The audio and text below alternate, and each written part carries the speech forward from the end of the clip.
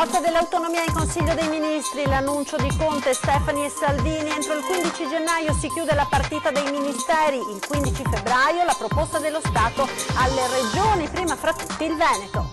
E l'autonomia, il Veneto colpito dal maltempo e le Olimpiadi, oggi a Palazzo Balbi il discorso di fine anno del Presidente della Regione Zaia. Dalla Croazia a Venezia, 3 dei 4 ladri accusati del maxi colpo al Palazzo Ducale sono giunti ieri sera all'aeroporto di Tessera, ora gli interrogatori. Ancora sangue sulla Romea, un automobilista è grave all'ospedale dopo l'impatto violentissimo della sua auto contro un camion. La rabbia e l'insoddisfazione di molti nei confronti di questa Europa, al centro delle riflessioni di fine anno del patriarca Francesco Moraglia. Si è avvalso della facoltà di non rispondere Fabio Gaiato, il broker di Portogruaro, arrestato nelle indagini della Procura di Trieste su minacce ed estorsioni per favorire il clan dei Casalesi. L'integrazione si fa anche portando avanti le tradizioni. L'assessore comunale al sociale torna ad affrontare le polemiche sul presepe. Buonasera e ben ritrovati con l'edizione di Venezia dei nostri telegiornali. In primo piano la bozza dell'autonomia che oggi è approdata al Consiglio dei Ministri. L'annuncio di Conte, Stefani e Salvini. Entro il 15 gennaio si chiude la partita dei ministeri, il 15 febbraio la proposta dello Stato alle regioni, prima fra tutti il Veneto. Se sarà accettata seguirà l'iter alle Camere, ma sentiamo. 5 mesi di lavoro tecnico fra ministeri, fra tecnici, fra dirigenti col contributo delle regioni. Il primo importantissimo passaggio oggi in Consiglio dei Ministri e soprattutto delle scadenze. Ci siamo impegnati entro il 15 gennaio a chiudere il lavoro tecnico per quanto di competenza statale, quindi fra il Ministero delle Autonomie e tutti gli altri ministeri. Con parecchi ministeri già la partita è chiusa, con gli interni, con l'agricoltura, con la pubblica istruzione e con altri l'accordo è già fatto, per arrivare entro il 15 febbraio, il giorno dopo San Valentino, ad avere la proposta dello Stato. Quindi sulla carta dal 16 febbraio in poi, se la proposta che arriverà dallo Stato sarà di gradimento delle regioni, si potrà firmare, però penso che avevamo parlato di un passaggio scadenzato entro la fine dell'autunno, ci siamo arrivati, quasi alla fine, però ci siamo arrivati, e dentro l'inverno potrà essere finalmente realtà un percorso che io mi auguro venga raccolto anche da alcune regioni del sud. Avverrà tramite la firma di un'intesa fra Presidente del Consiglio e Presidente della Regione, che poi sarà tramutata in un disegno di legge che dovrà essere approvato dalle Camere a maggioranza assoluta dei componenti. È un percorso, ripeto, nuovo, ma che porterà sicuramente a un grandissimo cambiamento su quello che è il nostro sistema italiano, un nuovo rapporto anche fra lo Stato e le regioni. Però bisogna anche capire di che cosa si tratta, perché l'autonomia differenziata va effettivamente ad operare su quelli che sono degli spazi già attualmente di competenze cosiddette concorrenti, ovvero già le regioni possono legiferare in queste materie insieme con lo Stato. Si tratta di materie che la Regione potrà vedere riconosciute come materie di competenza esclusiva. Poi vi sono altre 3 materie che sono di competenza esclusiva che possono passare anche qui alle Regioni. Mai regalo di Natale più bello avrebbero potuto trovare i veneti sotto l'albero, e anche per me sarà probabilmente il Natale più bello della mia vita. Finalmente quella che qualcuno definiva un'utopia, una folle idea, una cosa irrealizzabile sta diventando realtà. Sono queste le parole del governatore del Veneto Luca Zaia all'indomani appunto della comunicazione da parte, l'avete sentito, del Premier Conte e dei ministri Salvini e Stefani. Governatore che oggi, in occasione degli auguri natalizi e del bilancio di fine anno della Regione davanti ai giornalisti, aveva parlato comunque dell'autonomia come della madre di tutte le battaglie. Sentiamo.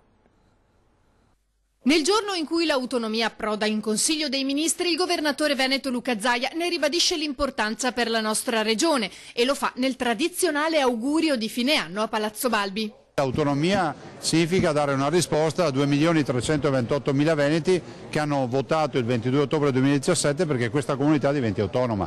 Un paese che guarda il futuro diventa federale e abbandona il centralismo. La macchina è una macchina complessa, il percorso è assolutamente un percorso non lineare, ma dovremo anche faticare, immagino, in molte fasi. L'importante è che entri in Consiglio dei Ministri e che si decida, dopodiché ci arrangiamo noi a rianimarla. Per noi è la madre di tutte le battaglie, come è per i 5 Stelle il reddito di cittadinanza. Non si capisce perché la Lega debba dare risposte in maniera assolutamente coerente e rispettosa al collega di governo e il collega di governo non debba dire presente quando c'è bisogno di parlare di autonomia. Un anno intenso per il Veneto, soprattutto negli ultimi mesi, quando è stato messo a dura prova a causa del maltempo. In un video toccante la Regione ha immortalato le immagini della devastazione per poi far vedere quella che sarà la rinascita. Primo piano è andato. È arrivata là? 2,80 m di acqua. Chi sapeva che dovevamo staccare i lampadari? L'ultima volta che avevo visto un tempo simile era il 4 novembre, però del 1966. I veneti sono forti, abbiamo raccolto 3.400.000 euro e continuiamo su questa direzione. Siamo sicuramente oggi sotto i riflettori, il governo ha stanziato già parecchie risorse, adesso stiamo semplicemente aspettando la suddivisione di queste risorse, ma se le cifre saranno confermate penso solo al triennale, 800 milioni nel 2019, 900 e 900 nel 2020 e 2021, sono belle risorse, quota parte, gran quota parte spetterà alla montagna del Veneto. Ma c'è un'altra partita importante da affrontare, le Olimpiadi con la candidatura Milano-Cortina. Bisogna portare a casa le Olimpiadi. E guardate che da soli si fa prima, ma assieme facciamo più strada. È fondamentale che ci sia l'aiuto di tutti. Chiamate a casa amici che avete in giro per il mondo, anche se non c'entrano nulla col CIO, con gli sport, ma alla fine sta catena di Sant'Antonio ci porterà il risultato, credetevi, ce lo porterà. Dobbiamo creare consenso attorno a questa candidatura, che è la migliore ed è la più bella. E tra le bellezze del nostro territorio, il saluto di Natale arriva dalla giovane orchestra Sio di Conegliano del maestro Santinel.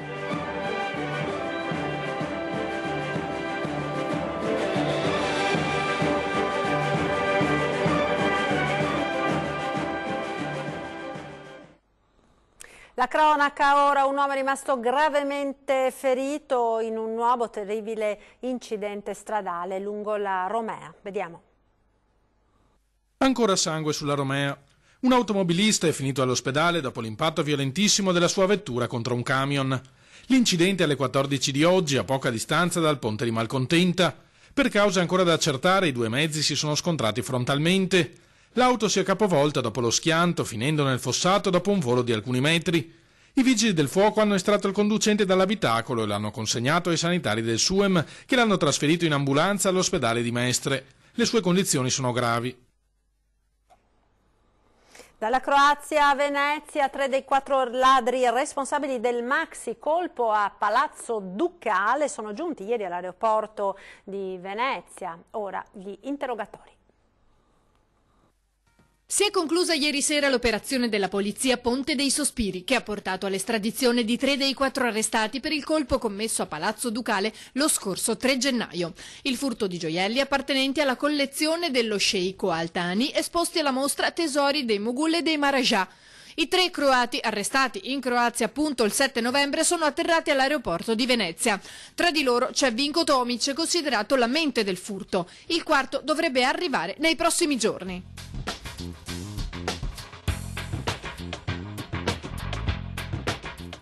Ci sono voluti oltre 10 mesi per catturarli, 5 in tutto le persone raggiunte da ordinanza di custodia cautelare, di cui 4 croati e un serbo.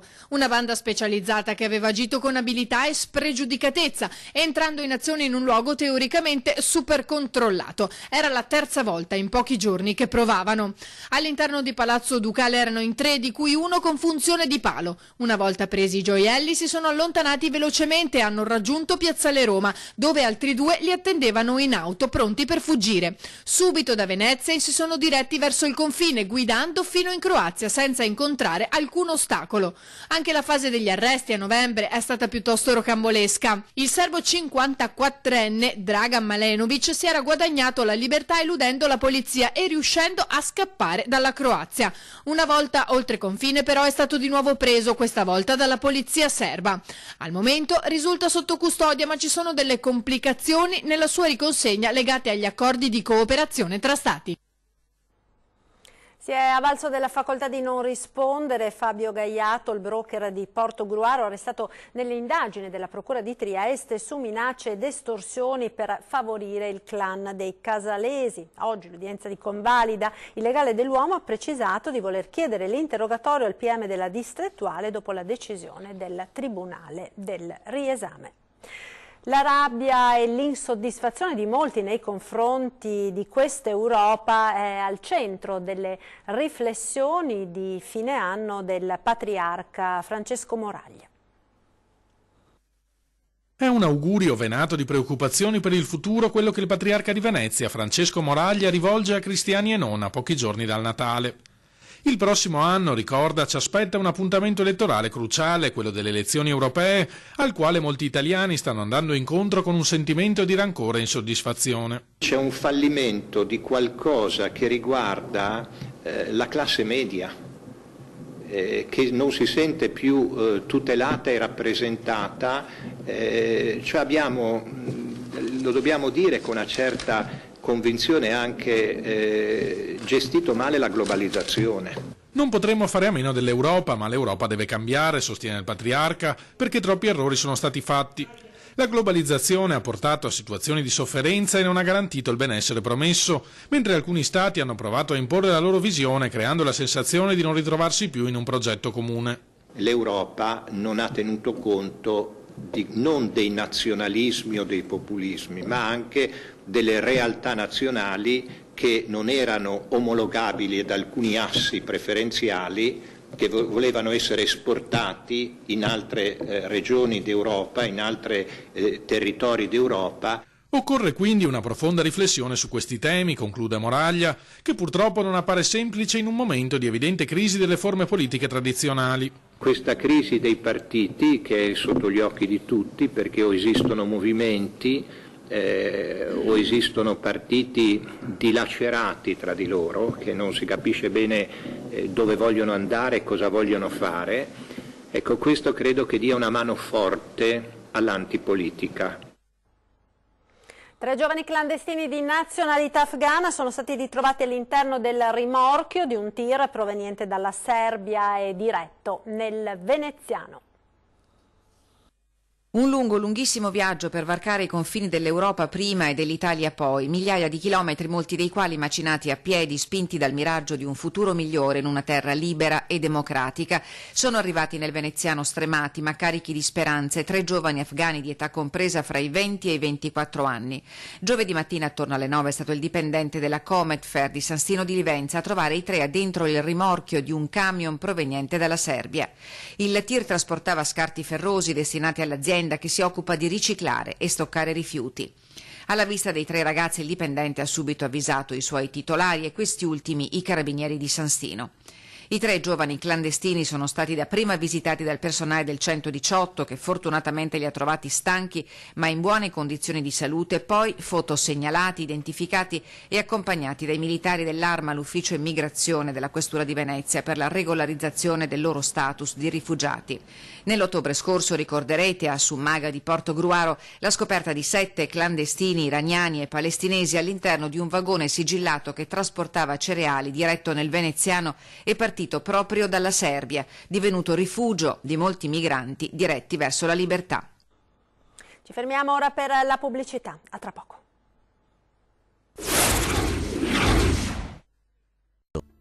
Eccoci nuovamente in studio con l'edizione veneziana dei nostri telegiornali. I macchinari per la circolazione extracorporea fuori dalle sale operatorie delle cardiochirurgie, screening dei pazienti con sintomi sospetti, le indicazioni dei microbiologi contro le infezioni da micobatterio chimera che in Veneto ha causato già 6 decessi. Sentiamo. Batterio Killer, l'associazione di microbiologia ha stilato un documento che stabilisce in maniera chiara tutti gli aspetti di prevenzione e controllo nelle sale operatorie dove si sono verificati casi di infezione da Mycobatterio chimera dovuti alla contaminazione delle macchine utilizzate per la circolazione extracorporea durante gli interventi di cardiochirurgia.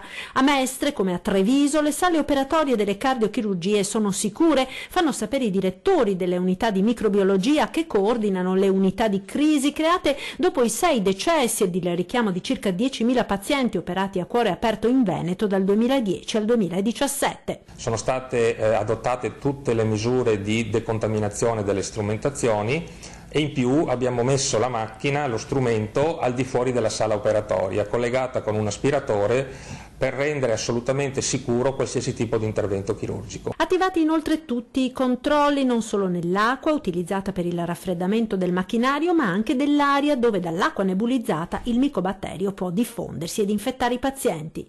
Oltre a questo sono state date delle indicazioni a livello nazionale per l'eventuale screening di quei pazienti che post intervento chirurgico hanno dei sintomi che possono essere correlati ad un'eventuale infezione da Mycobacterium chimere. Questi pazienti vengono quindi inviati nei reparti malattie infettive e sottoposti a tutti gli accertamenti per verificare o meno la presenza dell'infezione. Migliaia le chiamate giunte all'ospedale di Treviso, 3 fino ad ora i casi sospetti. L'integrazione si fa anche portando avanti le tradizioni. L'assessore comunale al sociale torna ad affrontare le polemiche sul presepe. A pochi giorni dal Natale si torna a parlare dell'importanza del presepe e delle tradizioni, fondamentali secondo l'assessore Venturini anche nell'ambito di un vero percorso di integrazione e crescita culturale. La migliore integrazione passi attraverso la chiara affermazione di quelli che sono i valori, le tradizioni, i simboli degli stati ospitanti. Non è togliendo il presepe, togliendo i simboli della storia religiosa comunque che coinvolge l'Europa, per fortuna da 2000 anni, che si fa accoglienza, che si fa dialogo interreligioso, che si fa dialogo interculturale. Chi lo pensa è fuori dal tempo, chi lo pensa sbaglia completamente e quindi noi siamo contenti di ribadire l'importanza del presepe, che non deve essere usato come un'arma di divisione né strumentalizzato politicamente, ma semplicemente in qualche modo è giusto che le istituzioni affermino i simboli di una tradizione importante come quella del Natale nell'Occidente e l'esperienza e in qualche modo l'impegno che il Natale porta con sé, di pensare comunque a chi sta poco bene, a chi sta male, a chi non se la passa bene in questo momento, temi su cui il Comune è evidentemente impegnato. Pensare di far politica togliendo o brandendo dall'altra parte il presepe come arma di divisione sbaglia alla grande. Ma a sbagliare, secondo Venturini, è anche qualcun altro. Chi pensa di togliere la religione dal fatto civile, dalla comunità civile, perché offende altre religioni, sbaglia alla grande, non conosce la storia, non conosce l'Occidente. E il più grande errore che ha fatto l'Europa in un momento di grande confusione è forse non aver inserito nelle sue pilastri fondamentali il chiaro riferimento alle sue radici giudaico-cristiane. Aver tolto questi riferimenti oggi rende l'Europa più debole nel confronto con gli altri stati e con le altre culture. Ed ora le immagini del presepe realizzato dai detenuti nel carcere veneziano di Santa Maria Maggiore.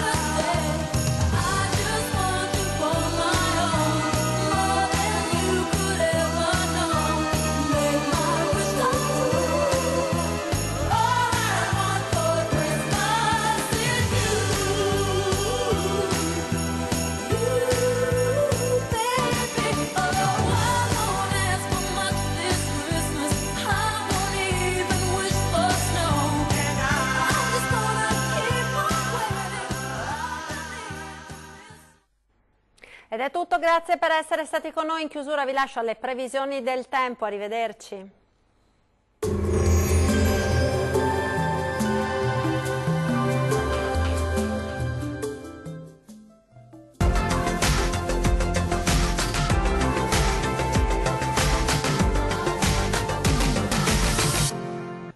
Ben ritrovati al meteo. Sarà una giornata asciutta e stabile sulle nostre regioni, ma vediamo il dettaglio di sabato 22 dicembre.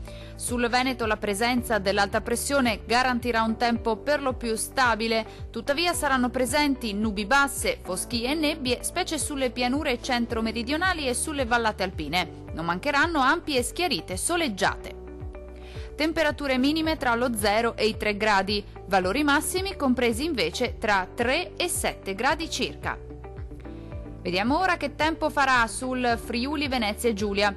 Poche novità, la situazione non cambia di molto, anche sulla nostra regione infatti saranno possibili al mattino delle foschie o delle nebbie sulle vallate alpine. Cielo spesso coperto invece sui restanti settori.